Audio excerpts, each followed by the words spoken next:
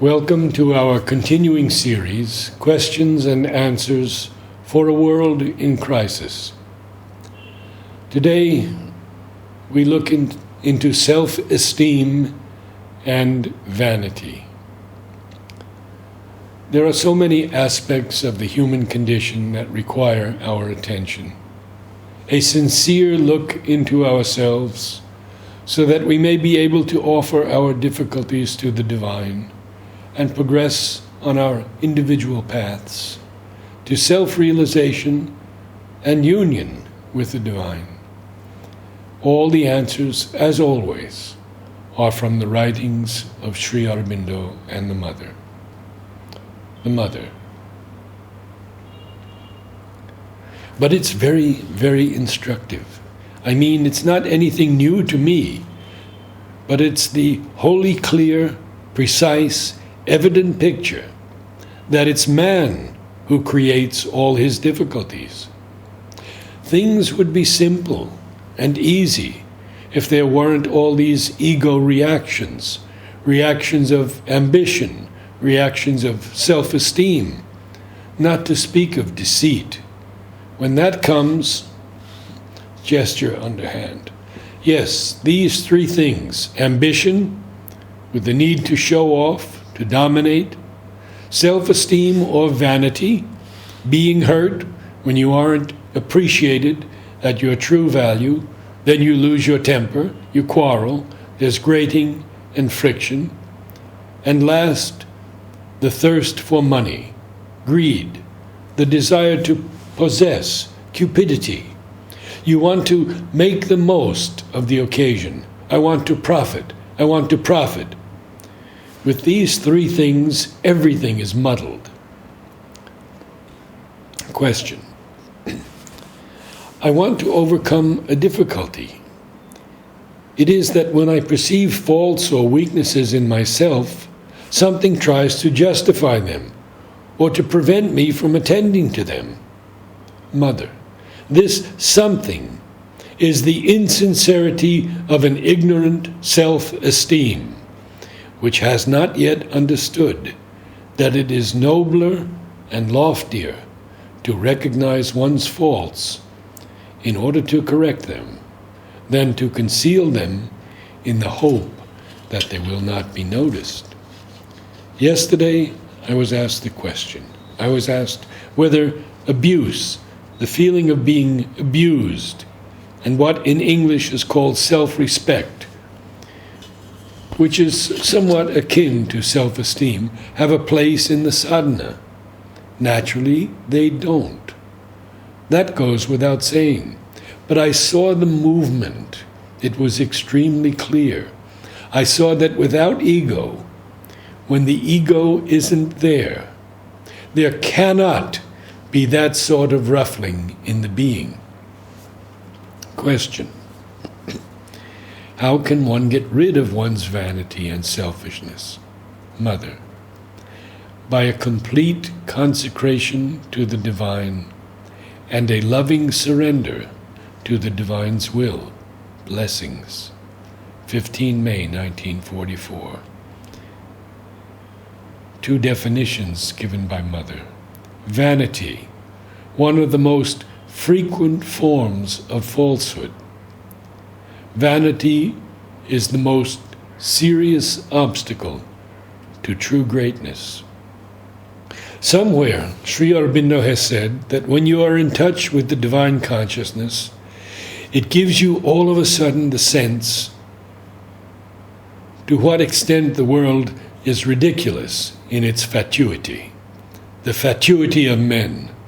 But even I have had contacts with animals.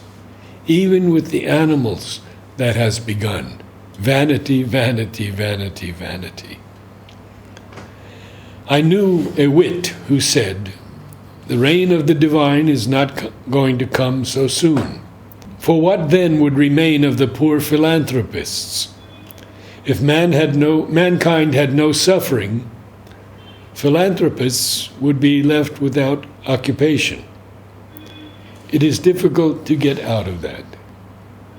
Yet it is a fact that the world will never come out of the condition in which it is now unless it gives itself to the divine. All the virtues, you may extol them. They increase your self-satisfaction, therefore your ego. They do not help you in becoming truly conscious of the divine. It is the large-hearted, wise people of the world who are the most difficult to convert.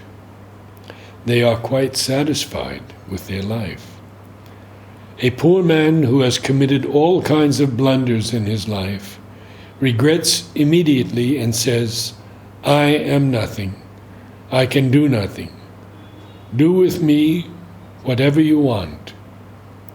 That person is more in the right and much nearer to the divine than one who is wise and full of his wisdom and of vanity. He sees himself as he is. Spiritual vanity is much more serious than physical vanity.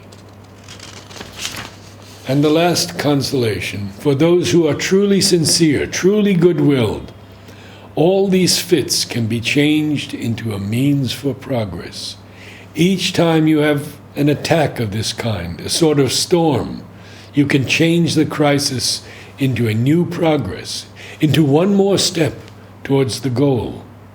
If precisely you have the necessary sincerity to look straight in the face within you at the cause of the fit, the wrong you have done, the wrong you have thought, the wrong you have felt, if you see the weakness, the violence, or the vanity, parentheses, for I forgot to tell you that the vital is much more full of vanity than the mind, end parentheses. If you look at all that full in the face, and if you recognize honestly and sincerely that what has happened is due to your fault, then you are able to put a red-hot iron, as it were, on the affected spot. You can purify the weakness and turn it into a new consciousness. And you find, after the storm, that you have grown a little more. You have truly made a progress. Sri Aurobindo. The egocentric man feels and takes things as they affect him. Does this please me or displease? Give me gladness or pain? Flatter my pride, vanity, ambition, or hurt it? Satisfy my desires or thwart them, etc. The unegoistic man does not look at things like that. He looks to see what things are in themselves, and would be if he were not there. What is their meaning? How they fit into the scheme of things? Or else he feels calm and equal, refers everything to the divine, or if he is a man of action, how they will serve the work that has to be done, or the life of the world, or the cause he serves, etc., etc. There can be many points of view which are not egocentric. All who cleave to the path steadfastly can be sure of their spiritual destiny. If anyone fails to reach it, it can only be for one of the two reasons: either because they leave the path, or because for some lure of ambition, vanity, desire, etc., they go astray from the sincere dependence on the divine. Whatever the difficulties of the nature, however long and painful the process of dealing with them, they cannot stand to the end against the truth. If there is, or if there comes in these parts, the true spirit, attitude, and endeavor. But if a sadhak continues out of self-esteem and self-will, or out of tamasic inertia, to shut his eyes or harden his heart against the light, so long as he does that, no one can help him. The consent of all the being is necessary for the divine change, and it is the completeness and fullness of the consent that constitutes the integral surrender. But the consent of the lower vital must not be only a mental profession or a passing emotional adhesion. It must translate itself into an abiding attitude and a persistent and consistent action. It is only this habit of the nature, self-worrying and harping on the sense of deficiency, that prevents you from being quiet. If you threw that out, it would be easy to be quiet. Humility is needful, but constant self-depreciation does not help. Excessive self-esteem and self-depreciation are both wrong attitudes.